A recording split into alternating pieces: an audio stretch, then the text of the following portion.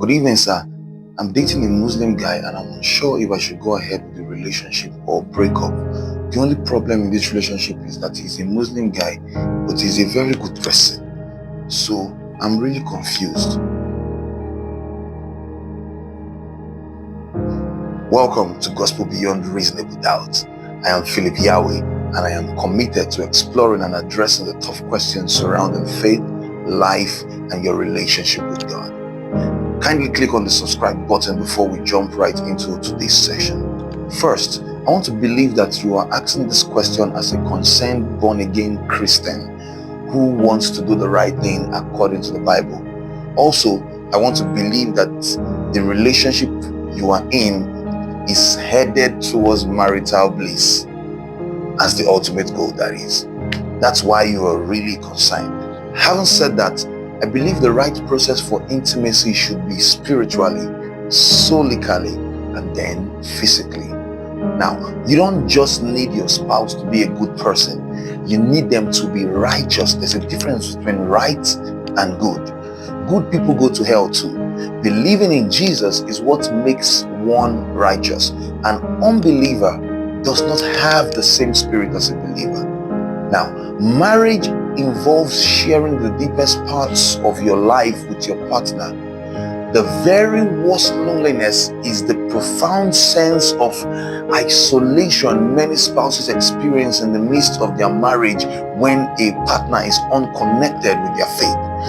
This is not a situation you want to experience. Have you thought about how it might be to never experience the unity of faith in your home or the unifying effect of praying together with your spouse and children?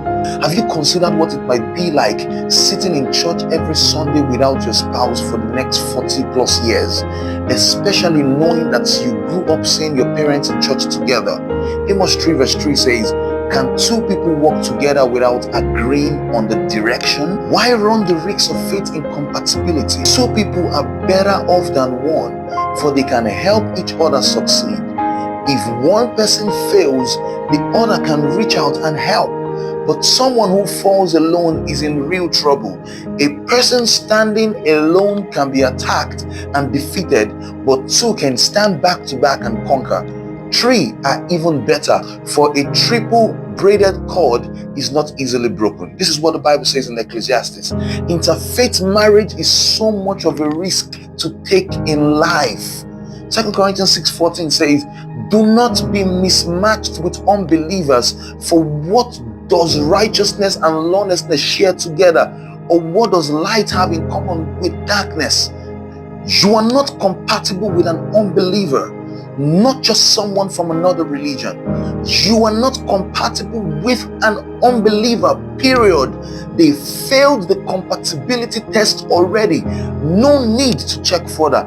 Anyone who has not received Jesus into their heart cannot be your spec. You are not the same as those who do not believe. So do not join yourselves to them.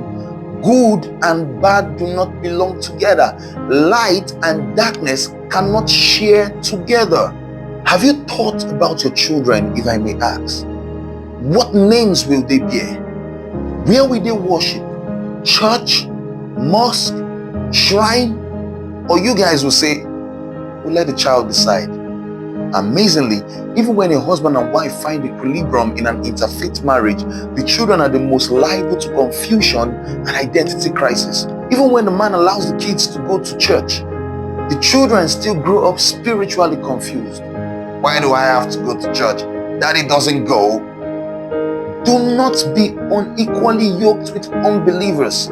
In the Bible days, when they want to plow the ground, they bring two oxen and they make sure that they both have the same strength so that one is not carrying most of the load.